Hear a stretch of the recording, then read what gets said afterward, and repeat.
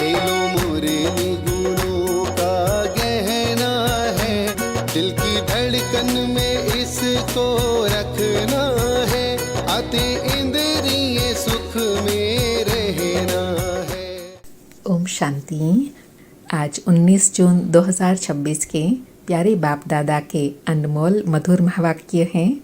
आज की मुरली के सार में दुख हरता सुख करता बाबा ने गीत की स्मृति दिलाई कि गाते हैं छोड़ भी दे आकाश सिंहासन, इस धरती पर आज हारे। तो बाबा कहे बाप आते हैं पतितों को पावन बनाने व दुखियों को दुख से लिबरेट कर सुख देने के लिए। बच्चे जान गए हैं कि वही बाबा आया हुआ है और कहा कि अब बाप बैठ समझाते हैं, कोई भी शरीर को याद नहीं करना है, अपने को आत्मा निश्चय कर बाप को याद करो। इस पुरानी दुनिया में आत्मा और शरीर दोनों ही पतित हैं, अब दोनों को पावन बनाना है।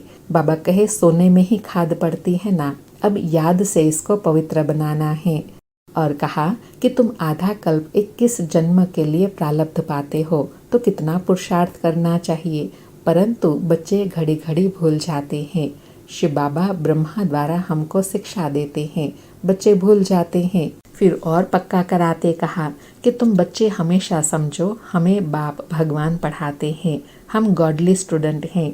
भगवान आज मैं तुमको राजाओं का राजा बनाता हूँ। बाबा कहे देखो राजे लोग भी लक्ष्मी नारायण को पूजते हैं ना, तो तुम राजाओं के राजा बनते हो। और कहा कि बाप कहते हैं अभी तुम बच्चे विष्णु के गले का हार बनते हो, नंबरवार तुमको तखत पर बैठना है। जिन्होंने जितना कल्प पहले पुरुषार्थ किया है वह अब करते हैं और करने लग पड़ेंगे। और बाप समान बनने के लिए कहा कि तुम बच्चों को भी माता पिता पर जीत पानी है। तुम वंडर खाते हो, माता पिता से आगे कैसे जा सकते हैं। तो बाबा कहे बाप तो बच्चों को मेहनत कर लायक बनाते हैं तख्त नशीन बनाने के लिए। इसलिए बाबा कहते हैं हमारे दिल रूपी तखत पर जीत पहनने से तुम भविष्य के तख्त नशीन बनेंगे। बाबा कहे पुरुषार्थ इतना करो जो नर से नारायण बनो। और श्रेष्ठ पुरुषार्थ बताया कि तुमको माया को जीतने का पूरा पूरा पुरुषार्थ करना है। बच्चों आदि को भी भल प्यार से चलाओ, परंतु ट्रस्टी होकर रहो। सुनते हैं प्यारे बाप दादा के अनमोल मधुर महावाक्य। आज बाबा कहे मीठे बच्चे, शिव बाबा तुम्हारे फूल आदि स्वीकार नहीं कर सकते क्योंकि वह पूज्य व पुजारी नहीं बनते। तुम्हें भी संगम पर फूल हार नहीं पहनने हैं। आज मुरली से प्रश्न है भविष्य राज्य तख्त के अधिकारी कौन बनते हैं। उत्तर में बाबा कहे जो अभी माता पिता के दिल तखत को जीतने वाले हैं वही भविष्य तख्त नशीन बनते हैं।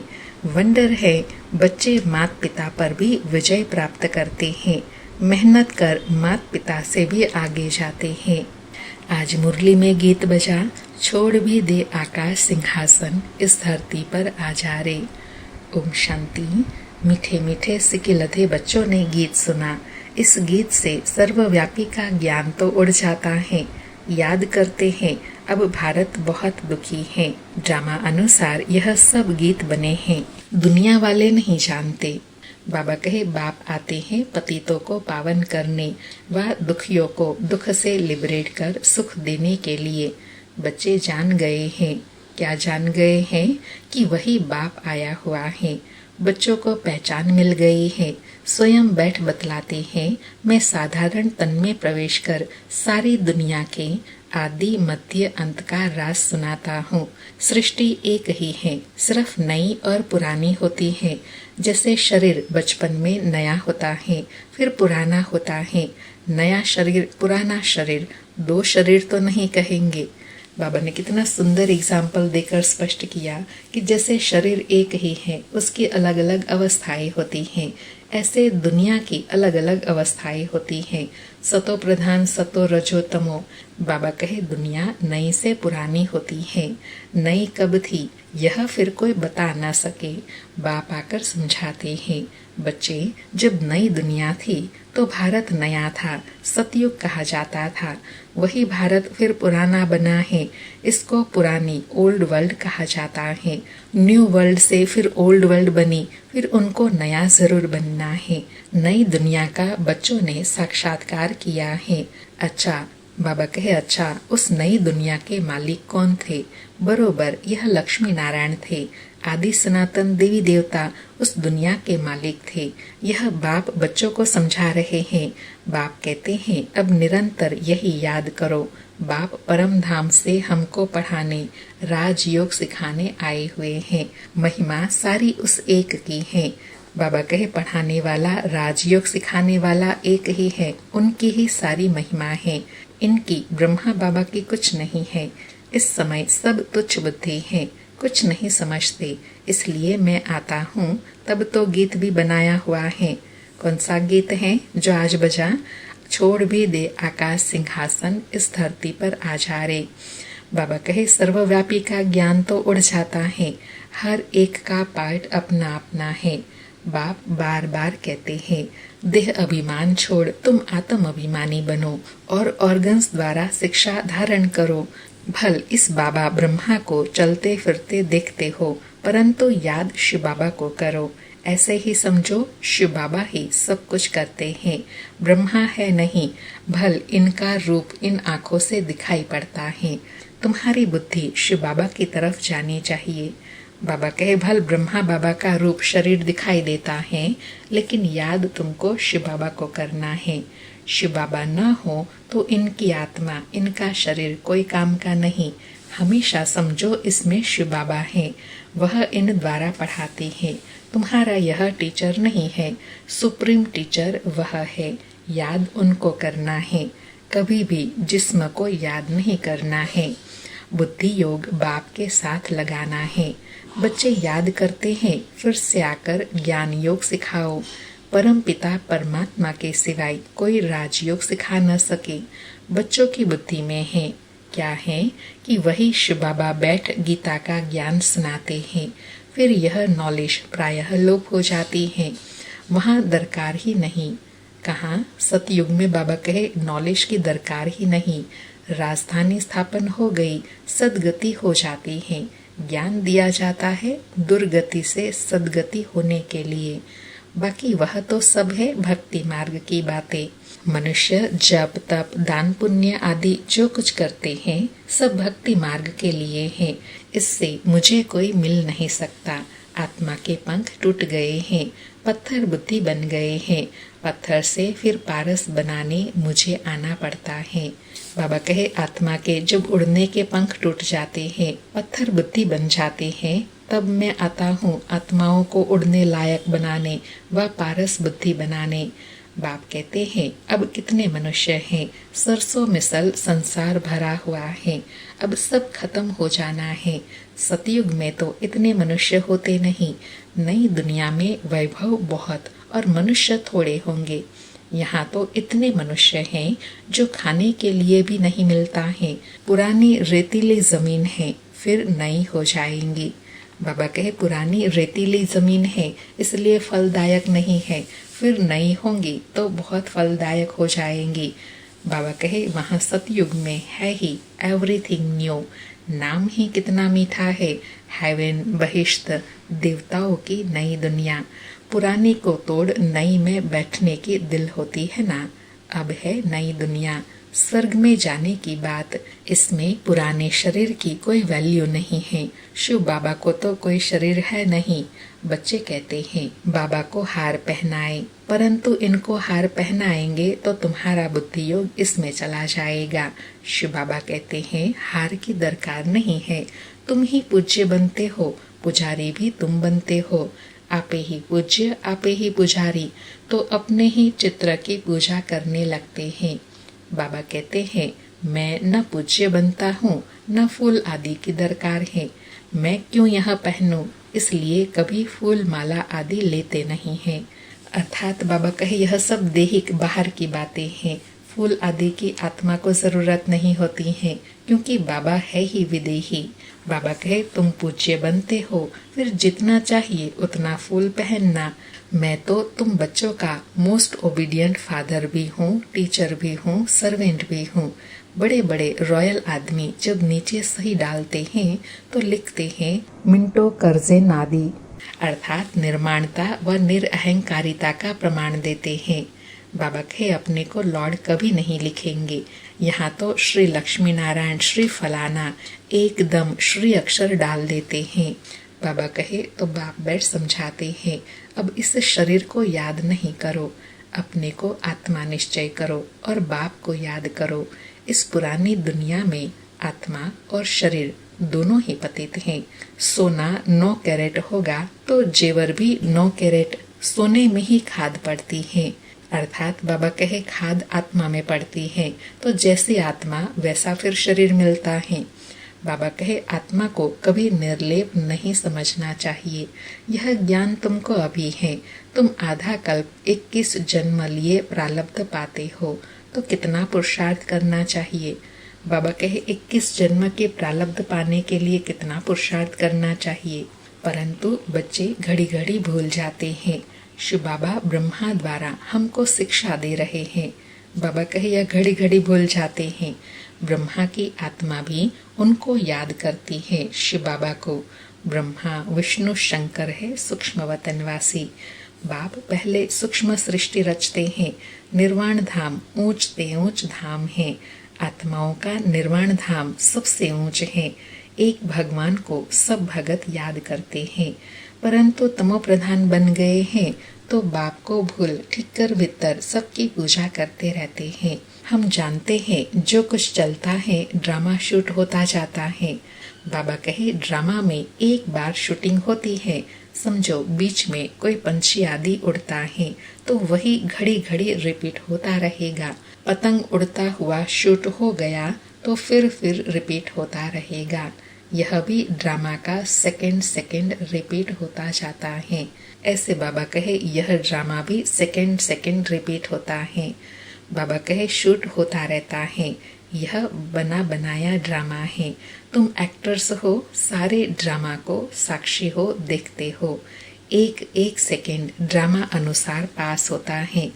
पत्ता हिला ड्रामा पास हुआ, ऐसे नहीं पत्ता पत्ता भगवान के हुक्म से चलता है। नहीं, यह सब ड्रामा में नोंद है। बाबा कहे यह सब ड्रामा में नोंद है, यह मेरा काम नहीं है। बाबा कहे इनको अच्छी रीति समझना है। किसको? ड्रामा को। बाप ही आकर राजयोग सिखाते हैं और ड्रामा की नॉलेज देते हैं। चित्र कितने अच्छे बने हुए हैं। बाबा कहे समझने और समझाने के लिए चित्र कितने अच्छे बने हुए हैं। संगम युग पर घड़ी का कांटा भी लगा हुआ है। कलयुग अंत सतयुग आदि का संगम है। अभी पुरानी दुनिया में अनेक धर्म है, नई दुनिया में फिर यह नहीं होगा। तुम बच्चे हमेशा ऐसे समझो। क्या समझो? हमको भगवान बाप पढ़ाते हैं, हम गॉडली स्टूडेंट हैं। भगवान आज मैं तुमको राजाओं का राजा बनाता हूँ। राजे लोग भी लक्ष्मी नारायण को पूजते हैं, तो उन्हों को पूज्य बनाने वाला मैं हूँ। जो पूज्य थे वह अब पुजारी हो गए हैं। तुम बच्चे समझ गए हो। क्या समझ गए हैं? कि हम सो पूज्य थे, फिर हम सो पुजारी बने।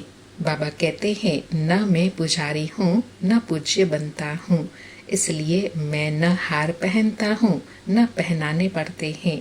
फिर हम क्यों फूल को स्वीकार करें? तुम भी स्वीकार नहीं कर सकते हो। बाबा कहे तुम भी अभी पुरुषार्थी हो तो तुम भी फूल आदि स्वीकार नहीं कर सकते। बाबा कहे कायदे अनुसार उन देवताओं का हक है, उनकी आत्मा और शरीर पवित्र हैं, वही हकदार है फूलों के। वहाँ स्वर्ग में तो है ही खुशबूदार फूल, अर्थात आत्माएं सब पवित्र शुद्ध हैं। फूल होते ही है खुशबू के लिए, पहनने के लिए भी होते हैं। बाप कहते हैं अभी तुम बच्चे विष्णु के गले का हार बनते हो। नंबरवार तुमको तखत पर बैठना है। जिन्होंने जितना कल्प पहले पुरुषार्थ किया है अब करते हैं और करने लग पड़ेंगे। नंबरवार तो है। बाबा कहे बुद्धि कहते हैं फलाना बच्चा बहुत सर्विसेबल है, जैसे दुकान में होता है। सेठ बनते हैं, भागीदार बनते हैं, मैनेजर बनते हैं, नीचे वाले को भी लिफ्ट मिलती है। यह भी ऐसे है। अर्थात बाबा कहे जितना पुरुषार्थ करते जाएंगे उतना स्टेप आगे बढ़ते जाएंगे। बाबा कहे तुम बच्चों को भी माता पिता पर जीत पानी है, अर्थात ऊंच पद पाना है। तुम वंडर खाते हो, माता पिता से आगे कैसे जा सकते हैं? बाप तो बच्चों को मेहनत कर लायक बनाते हैं, तख्त नशीन बनाने के लिए। इसलिए कहते हैं, अब हमारे दिल रूपी तख्त पर जीत पहनो, भविष्य तख्त नशीन बनने के लिए। बाबा कहे, तुमको ऐसे ही मैं तख्त नहीं देता हूँ, तुमको लायक बनाता हूँ, और जो लायक बनते हैं वही तख्त नशीन बनते हैं। बाबा कहे, पुरुषार्थ इतना करो जो नर से नारायण बनो। एम ऑब्जेक्ट मुख्य है ही एक, फिर किंगडम स्थापन हो रही है तो उसमें वैरायटी पद है। तुम्हें माया को जीतने का पूरा पूरा पुरुषार्थ करना है। बच्चों आदि को भी भल प्यार से चलाओ, परंतु ट्रस्टी होकर रहो।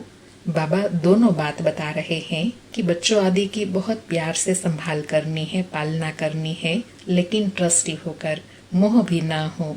बाबा कहे, भक्ति मार्ग में कहते हैं ना, प्रभु यह सब आपका दिया हुआ है, आपकी अमानत आपने ले ली। अच्छा, फिर रोने की बात ही नहीं, परंतु यह तो है ही रोने की दुनिया। मनुष्य कथाएं बहुत सुनाते हैं, मोहजित राजा की कथा भी सुनाते हैं, फिर कोई दुख फील नहीं होता है। बाबा कहे, जब मोहजित बन जाते हैं ना, फिर कोई दुख फील नहीं होगा, तकलीफ नहीं होगी। बाबा कहे, एक शरीर छोड़ जाए दूसरा लिया, वहाँ सतयुग में कभी कोई बीमारी आदि होती नहीं, एवर हेल्दी निरोगी काया रहती है। 21 जन्म के लिए बच्चों को सब साक्षात्कार होता है। बाबा कहे, वहाँ की रस्म रिवाज कैसे चलती है, क्या ड्रेस पहनते हैं, स्वयंवर आदि कैसे होता है, सब बच्चों ने साक्षात्कार किया है। वह पार्ट सब बीत गया, उस समय इतना ज्ञान नहीं था। अर्थात बाबा कहे, यह साक्षात्कार का पार्ट भी बीत गया, आदि में बहुत करते थे, क्योंकि नया ज्ञान था, उसको समझने में भी समय चाहिए, इसलिए फिर बाबा साक्षात्कार से बहलाते थे। बाबा कहे, अब दिन प्रतिदिन तुम बच्चों में ताकत बहुत आती जाती है। यह भी सब ड्रामा में नोंधा हुआ है।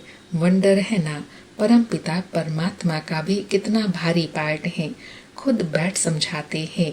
भक्ति मार्ग में भी ऊपर बैठ मैं कितना काम करता हूँ। बाबा कहे, अभी मैं पार्ट बजाता हूँ, भक्ति में भी मुझे इतना पार्ट बजाना पड़ता है, सबकी मनोकामना पूरी करता हूँ। बाबा कहे, नीचे कल्प में एक ही बार आता हूँ। बहुत निराकार के पुजारी भी होते हैं, परंतु निराकार परमात्मा कैसे आकर पढ़ाते हैं, यह बात गुम कर दी है।